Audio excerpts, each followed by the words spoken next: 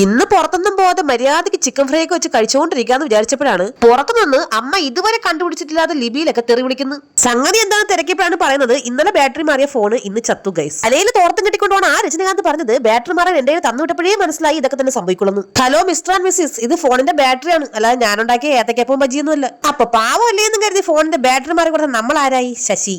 ഷീതുട്ടിയുടെ മുഖം കണ്ടിട്ട് ദോശമാവിന്റെ പാത്രത്തിൽ തലയിട്ടതുപോലെ ഉണ്ടല്ലേ. സംഭവം അവളൊന്ന് ഒരുങ്ങിയതാണ് കേട്ടോ. മറ്റേ കയ്യിൽ ഫോണിന്റെ ക്യാമറ ഓൺ ആക്കി വെച്ചിട്ട് വീഡിയോ എടുക്കുന്നത് ഞാനൊന്ന് മറിഞ്ഞിട്ടേ ഇല്ലെന്നുള്ള രീതിയിൽ ഇരിക്കുന്ന എന്റെ കഷ്ടപ്പാട് നിങ്ങൾ ആരും അറിയാതെ പോരുന്നിട്ടാ. ഇന്നലെ 350 രൂപ കൊടുത്ത് മാറിയ പുത്തൻ ബാറ്ററിയാണ്. ഇന്നിനി ഇതിന് എന്താണോ എന്തോ കംപ്ലൈന്റ്. ഫോണിന്റെ കടയിൽ ചെന്നിട്ട് ഐഫോണിന്റെ കവർ എടുത്ത് വെച്ചിട്ട് മോൻ പറയാണ് അതിനകത്ത് ഇടാൻ വേണ്ടി ഐഫോൺ മേടിച്ചു കൊടുക്കാൻ.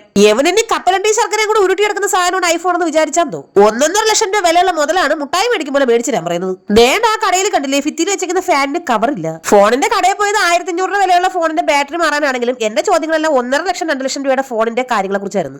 എന്റെ ചോദ്യങ്ങൾ കേട്ട് കിളി പോയിട്ടാണെന്ന് അറിയാൻ വയ്യ. ബാറ്ററി മാറാൻ പറ്റുന്ന ഫോണിന്റെ നേട്ടം 16 കഷ്ണമാക്കി കയ്യിൽ വെച്ചിരിക്കുന്നു. എന്റെ ദൈവമേ, ഇനി ഈ പൊളിച്ചിട്ടേക്കുന്ന സാധനം അങ്ങനെ റെഡിയാക്കാതെ വീട്ടിൽ പോയ അമ്മ എന്റെ മുട്ടുകാല് തല്ലി പിടിക്കും.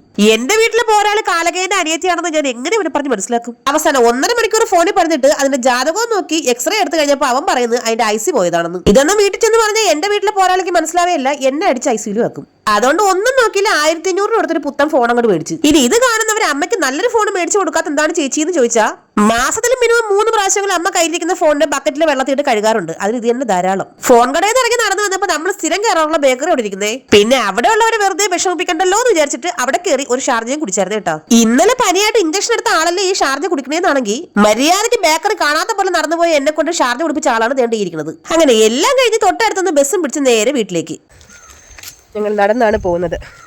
പന്നിയെടുത്ത് അപ്പുറത്തെ വിളയെ കൊണ്ട് വെച്ചില്ലെങ്കിൽ ഞങ്ങൾ സേഫായിട്ട് വീട്ടിലെത്തുന്നതാണ് ഗൈസ്. സന്ധ്യയായി, പന്നിയൊക്കെ ഇറങ്ങുന്ന സമയമായി കേട്ടോ. എന്താവോ എന്തോ. നടക്കുമ്പം ദൂരം കുറവ്, രാത്രി നടക്കുമ്പോൾ ഭയങ്കര ദൂരം. എത്തുന്നില്ല, എന്നെ കാണാൻ വയ്യല്ലേ, ഭയങ്കര ഇരുട്ടായി കേട്ടോ. നേരം നല്ല ഇരുട്ടി.